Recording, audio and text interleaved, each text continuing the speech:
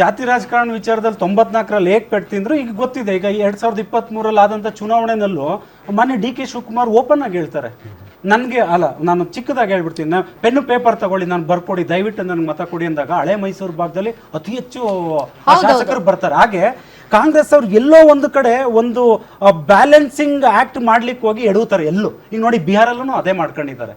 ಇವತ್ತು RJD ಮತ್ತೆ ಕಾಂಗ್ರೆಸ್ ಕೊನೆ ಹಂತದವರೆಗೂ ಕಿತ್ತಾಟ ನಡೀತಾ ಇದೆ. ಹೌದು ಅಲ್ಲ, ಹೌದು. ಇಲ್ಲಿ ಕಾಂಗ್ರೆಸ್ನ ಒಂದು ಅನಿವಾರ್ಯತೆ ಯಾವ ಮಟ್ಟಕ್ಕೆ ಹೋಗ್ತಾ ಇದೆ ಅಂದ್ರೆ, ಚುನಾವಣೆ ಬಂದಾಗೆಲ್ಲ ಅವರು ಇಳಿಮುಖವಾಗಿ ಬರ್ತಿದಾರೋ ಹೊರತು ಎಲ್ಲೂ ಕಾಂಗ್ರೆಸ್ ಅವರು ಬರ್ತಾ ಇಲ್ಲ. ಚಂದ್ರಶೇಖರ್ ಸರ್, ಎಕ್ಸ್ಪೆಕ್ಟೆಡ್ ನಿರೀಕ್ಷಿತ ಎಕ್ಸಿಟ್ ಪೋಲ್ಸ್ ನ ಅಂಕಿ ಅಂಶಗಳ ತಮಗೆ ವೆರಿ ಮಚ್ ಎಕ್ಸ್ಪೆಕ್ಟೆಡ್. ಯಾಕಂದ್ರೆ 150 ಅನ್ನೋದು ಅದೊಂದು ಬೇಸ್ ಲೈನ್ ಆಗುತ್ತೆ ಅನ್ನೋದು ನಿಮ್ಮ ಪಕ್ಷದ ಆಂತರಿಕವಾದಂತ ಸಮೀಕ್ಷೆ ಹೇಳ್ತಾ ಇರೋದು. 150 ಅನ್ನೋದು ಒಂದು ಬೇಸ್ ಲೈನ್ ಆಗುತ್ತೆ, ಅದ್ರ ಮೇಲೇನೆ ಹೋಗುತ್ತೆ ಅಂತಕ್ಕಂಥದ್ದು ನಮ್ಮ ನಿರೀಕ್ಷೆ. ನಾಡದ್ದು ರಿಸಲ್ಟ್ ಅಲ್ಲಿ ಬಂದ್ಬಿಡುತ್ತೆ. ಈ 150ರಲ್ಲಿ ಬಿಜೆಪಿ ಇದೆಷ್ಟು ಅಥವಾ JDU ಇದೆಷ್ಟು ಅಂತ ಈಸಿಯಾಗಿ ಬಿಜೆಪಿ 80 ಕ್ರಾಸ್ ಮಾಡುತ್ತೆ. ಅವರು ಆಲ್ಮೋಸ್ಟ್ ಅದೇ ರೇಂಜಲ್ಲಿ ಇರ್ತಾರೆ, ಒಂದು 65-70 ರೇಂಜಲ್ಲಿ JDU ಅವರು ಇರ್ತಾರೆ. ಯಾಕೆಂತ ಹೇಳಿದ್ರೆ ನೋಡಿ, ನೀವು ಹಿಂದಿನ ಎಲೆಕ್ಷನ್ ಬನ್ನಿ, ನಾನು ಅದನ್ನ ಒಂದು ಸ್ವಲ್ಪ ಸ್ಪ್ಲಿಟ್ ಮಾಡಿ ಮಾತಾಡೋದಕ್ಕೆ ಬಯಸ್ತೀನಿ. ಯಾಕೆ ಅಂತಂದ್ರೆ ಸರ್, ಈಗ JDU ಅವರು ನಿಮಗಿಂತ ಒಂದು 10 ಸೀಟ್ ಕಡಿಮೆ ಇರ್ತಾರೆ ಅನ್ನೋವಂಥ ಅಂಕಿ ಅಂಶನ ತಮ್ಮ ಹೆಚ್ಚಿರ್ತಾರ ಕಡಿಮೆ ಇರ್ತಾರ ಅಂತ ಪ್ರಶ್ನೆ ಏನ್ ಸರ್? ಪ್ರಶ್ನೆನೇ ಇದು, ನಿಮಗಿಂತ ಜಾಸ್ತಿ ಇರ್ತಾರ ಕಡಿಮೆ ಇರ್ತಾರ? That is the very important question. ಯಾಕೆ ಅಂದ್ರೆ ಅಲ್ಲಿ ಕೊಟ್ಟು ತಗೊಳ್ಳೋದು ತುಂಬಾ ಇದೆ. 101 ಸೀಟ್ ನೀವು 101 ಸೀಟ್ ಅಲ್ಲಿ ಅವರು ಸ್ಪರ್ಧೆ ಮಾಡಿರೋದ್ರಿಂದ ನಾಳೆ ಅಧಿಕಾರ ರಚನೆ ಮಾಡುವಂಥ ಸಂದರ್ಭದಲ್ಲಿ ಅಧಿಕಾರದ ಸಮಾನಾಂತರವಾದ ಹಂಚಿಕೆಗೆ ಸಂಬಂಧಪಟ್ಟಂತೆ ನಂಬರ್ಸ್ ಕೊಟ್ಟು ತಗೊಳ್ಳುವಂತಹ ಅಧಿಕಾರವನ್ನು ಜಾಸ್ತಿ ಮಾಡುತ್ತೆ. ಅದಕ್ಕಾಗಿ ಕೇಳ್ತಾ ಇದ್ದೀನಿ, ನಿಮ್ಗೆಷ್ಟು ಅವ್ರಿಗೆಷ್ಟು ಅಂತ ನಿಮ್ಮ ಆಂತರಿಕ ಸಮೀಕ್ಷೆ ಹೇಳುತ್ತೆ ಅಂತ. ಪ್ರೀಪೋಲ್ ಅಲಯನ್ಸಲ್ಲಿ ಏನಾಗುತ್ತೆ ನೋಡಿ, ಪೋಸ್ಟ್ ಪೋಲ್ ಅಲಯನ್ಸ್ಗೂ ಪ್ರೀಪೋಲ್ ಅಲಯನ್ಸ್ಗೂ ಇದೇ ವ್ಯತ್ಯಾಸ. ಪ್ರೀಪೋಲ್ ಅಲಯನ್ಸಲ್ಲಿ ಯಾವುದಾದ್ರೂ ಒಂದು ಇದರಿಂದ ನಿಂತ್ಕೊಂಡಾಗ, ಒಂದು ಕಾನ್ಸ್ಟಿಟ್ಯೂನ್ಸಿಲಿ ನಿಂತ್ಕೊಂಡಾಗ ಆ ಪಕ್ಷದ ಕ್ಯಾಂಡಿಡೇಟ್, ಫಾರ್ ಎಕ್ಸಾಂಪಲ್ ಬಿಹಾರಲ್ಲೇ ತಗೊಳ್ಳಿ, ಇವತ್ತು NDA ಅಲ್ಲಿ ಏನಾದ್ರು ಅಲ್ಲಿ ಎಲೆಕ್ಷನ್ ನಿಂತಾಗ ಅಲ್ಲಿ BJP voters, JDU voters, Paswan voters, Manjhi voters, Kushwaha voters, ಇಷ್ಟು ಸೇರಿ ಆ ವ್ಯಕ್ತಿಗೆ ಬರುತ್ತೆ. ಬಿಟ್ಟರೆ ಇದರಲ್ಲಿ BJP ಯಾರು JDU ಯಾರು ಅಂತ ಬರೋದಿಲ್ಲ ಅಲ್ಲಿ. ಅದೇ ರೀತಿ ಇದರಲ್ಲಿ ನಿಂತ್ಕೊಂಡಾಗಲೂ ಕಷ್ಟ. ನೀವು ಮಹಾಗಠಬಂಧನಲ್ಲಿ ನಿಂತ್ಕೊಂಡಾಗಲೂ ಕೂಡ RJD vote, Congress vote, left vote, VIP ವೋಟುಗಳು ಇವೆಲ್ಲವೂ ಸೇರಿ ಅಲ್ಲಿಗೆ ಬರುತ್ತೆ ಬಿಟ್ಬಿಟ್ರೆ, ಹಾಗಾಗಿ ಆ ಪ್ರಶ್ನೆಗಳೇ ಬರೋದಿಲ್ಲ. ಸೊ ಎಷ್ಟೇ ಸೀಟ್ ಬಂದ್ರೂ ನೀವು ಟೋಟಲಾಗಿ ಅಲಯನ್ಸ್ದು ನೋಡಬೇಕಾಗುತ್ತೆ. ಬಿಟ್ಟರೆ ಇಂಡಿವಿಜುವಲ್ ಪಾರ್ಟಿದ ಒಂದು ಜಾಸ್ತಿ ಬರ್ಬೋದು, ಒಂದು ಕಡಿಮೆ ಬರ್ಬೋದು, ಇಟ್ಸ್ ಇಮ್ಮೆಟೀರಿಯಲ್. ಇನ್ನೊಂದು ವಿಷಯ ಯಾಕೆ ಇಮ್ಮೆಟೀರಿಯಲ್ ಅಂತ ಹೇಳಿದ್ರೆ, ಇದ್ರ ವಿಚಾರದೊಳಗಡೆಗೆ ಇವನ್ ಸೀಟ್ ಶೇರಿಂಗ್ ವಿಚಾರದಲ್ಲೂ ಈಕ್ವಲ್ ಆಗೇ ಇದ್ವಿ ನಾವು. ಎರಡನೇದು, ನಿತೀಶ್ ಅವರೇ ಮುಖ್ಯಮಂತ್ರಿ ಆಗ್ತಾರೆ ಅಥವಾ ನಿತೀಶ್ ಅವರ ನಾಯಕತ್ವದಲ್ಲೇ ಹೋಗ್ತಾರೆ ಅಂತೇಳಿ ಎಲ್ಲ ಸ್ಪಷ್ಟ ಅಭಿಪ್ರಾಯ. ಯಾರಿಗೆ ಬಿದ್ರು ಅಲಯನ್ಸ್ಗೆ ಅಂದ್ರೆ ಸೀಟ್ಗಾಗಿ ಹೋರಾಟ ಯಾಕೆ ಮಾಡ್ತೀರಿ ಸರ್? ಪ್ರಾಕ್ಟಿಕಲ್ ಆಗಿ ಮಾತಾಡ್ರಿ. ಪ್ರಾಕ್ಟಿಕಲ್ ಆಗಿ ಮಾತಾಡ್ತಾರೆ. ಪಕ್ಷಗಳ ಆಧಾರದ ಮೇಲೆ ಯಾಕೆ ಟಿಕೆಟ್ ಕೊಡ್ಬೇಕು? ಇನ್ಯಾವ್ದ್ರ ಮೇಲೆ ಕೊಡ್ಬೇಕು? ಇಂಡಿಪೆಂಡೆಂಟ್ ನಿಲ್ಲಿಸ್ಬಿಡ್ಬೇಕು. ಯಾಕೆ ಸಮಾನಾಂತರವಾಗಿ ಹಂಚ್ಕೊಂಡ್ರಿ? ಕೊಡ್ತಾರೇನ್ರಿ? ಎಲ್ಲವೂ ಕೂಡ ಎಲ್ಲ ಅಲಯನ್ಸ್ ಗೆ ನಂಬರ್ಸ್ ಅನ್ನೋದಾದ್ರೆ ಲಾಜಿಕಲ್ ಮಾತಾಡ್ತೀರಿ. ಲಾಜಿಕ್ ತುಂಬಾ ಚೆನ್ನಾಗಿದೆ ಸರ್. ಲಾಜಿಕ್ ತುಂಬಾ ಚೆನ್ನಾಗಿದೆ ಸರ್. ನಾಳೆ ನೀವು ಒಬ್ಬರೇ ಮಾತಾಡೋ ಅವಶ್ಯಕತೆ, ನೀವು ಒಬ್ಬರೇ ಮಾತಾಡಿ ಯಾಕೆ ಕರೀತೀರಾ ನಮ್ಮನ್ನೆಲ್ಲ? ನೀವು ಸರ್, ನೀವ್ ಏನ್ ಮಾತಾಡ್ತೀರಿ? ನನ್ನ ಪ್ರಶ್ನೆಗೆ ನೀವು ಉತ್ತರ ಕೊಡ್ತಾ ಇಲ್ಲ. ಪ್ರಶ್ನೆನೇ ಸರಿ ಇಲ್ಲ ಅಂತ ಹೇಳ್ತಿದ್ರೆ ಸೀಟ್ ಶೇರಿಂಗ್ ಯಾಕೆ ಬೇಕು ಸರ್? ಅದನ್ನ ಹೇಳ್ತೀವಿ, ಪಾರ್ಟಿ ಯಾಕೆ ಬೇಕು, ಸೀಟ್ ಶೇರಿಂಗ್ ಬೇಕು? ಸೀಟ್ ಶೇರಿಂಗ್ ಯಾಕೆ ಬೇಕು? ಇಂಥ ಹಾಸ್ಯಾಸ್ಪದ ಪ್ರಶ್ನೆಗೆ ನಾನು ಉತ್ತರ ಕೊಡಕ್ ಹೋಗೋದೇ ಇಲ್ಲ. ನಿಮ್ಗೆ ಇಷ್ಟ ಬಂದಾಗ ನೀವು ಇದಕ್ಕಿಂತ ಯಾವ್ದಾದ್ರು ಲಾಫಬಲ್ ಕ್ವಶನ್ ಇದೆಯಾ? ಇಲ್ಲ ಇಲ್ಲ. ಪ್ರೀಪೋಲ್ ಅಲಯನ್ಸ್ ಆಗಿತ್ತಂತೆ, ಹಂಗಾಗಿ ಪಾರ್ಟಿ ಬೇಡವಂತೆ. ನೋಡಿ, ಪಾರ್ಟಿ ಯಾಕೆ ಬೇಡ ಅಂತ ಯಾಕಾಗುತ್ತೆ ಅಂತ ತಿಳ್ಕೊಳ್ಳಿ. ಸೀಟ್ ಶೇರಿಂಗ್ ಅಲ್ಲಿ 101 ಯಾಕೆ ಹಂಚ್ಕೊಂಡ್ರಿ? ನಾನು ತುಂಬಾ ತಾಳ್ಮೆಯಿಂದ 101 ಯಾಕೆ ಹಂಚ್ಕೊಂಡ್ರಿ ಅದಕ್ಕೆ ಕೇಳ್ತೀನಿ. ಯಾಕೆ? ಹೌದು, 101 ಹೆಂಗ್ ಬಂದ್ರಿ? ಹೆಂಗ ಅರಾಯ್ವಾದ್ರಿ? ಯಾಕೆ ಅರಾಯ್ವಾದ್ರು 101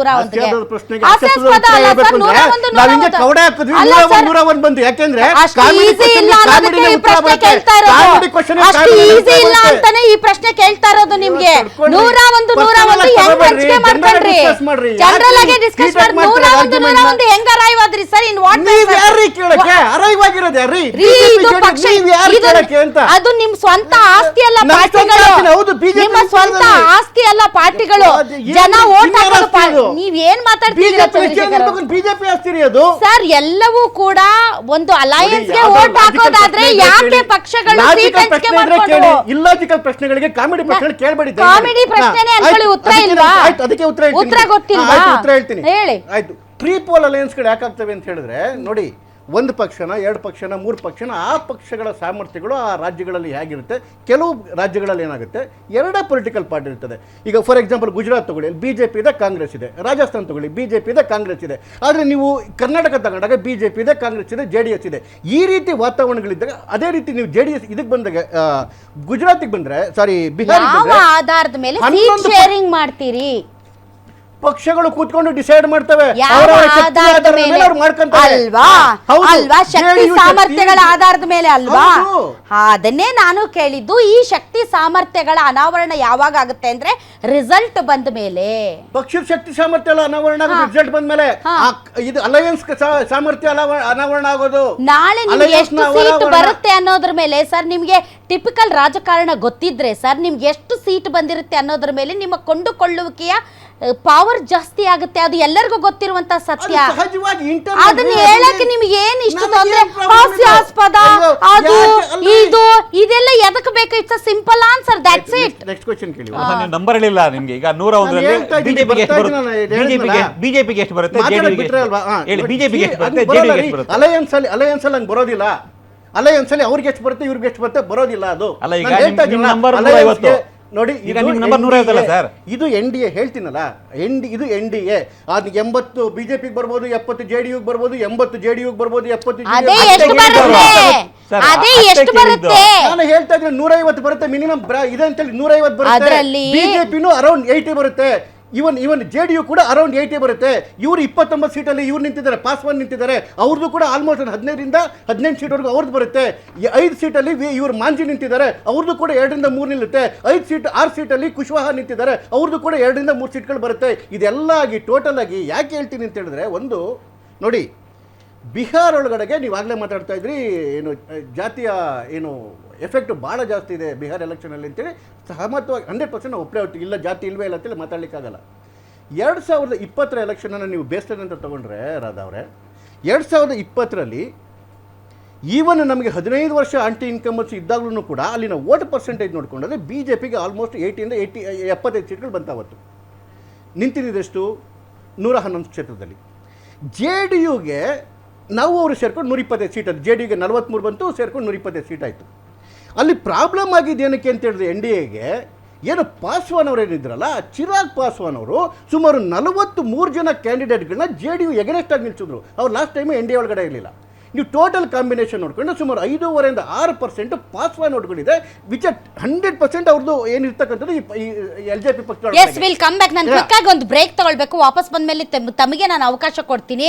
ಇಷ್ಟು ಅಲಯನ್ಸ್ ಅಲ್ಲಿ ಹೋದ ಬಾರಿ ತಾವು ಚುನಾವಣೆಯನ್ನ ಸ್ಪರ್ಧೆ ಮಾಡಿ ಅಧಿಕಾರ ರಚನೆ ಮಾಡಿ ಎಲ್ಲವೂ ಕೂಡ ಅಲಯನ್ಸು, ಪ್ರೀ ಪೋಲ್ ಅಲಯನ್ಸು, ಎಲ್ಲ ವೋಟ್ ಶೇರಿಂಗು, ಎಲ್ಲ ಸೀಟ್ ಶೇರಿಂಗ್ ಆದ್ಮೇಲೂ ನಿಮ್ಮನ್ನು ಬಿಟ್ಟು ಅವರು RJD ಜೊತೆ ಹೋಗಿದ್ರು ನಿತೀಶ್ ಕುಮಾರ್ ಅವರು. ದಟ್ ಈಸ್ ದಿ ಇಂಪ್ಯಾಕ್ಟ್ ಚುನಾವಣೆಗಳು ತರುವಂಥದ್ದು. ಚುನಾವಣೆಗಳಾದ ಮೇಲೆ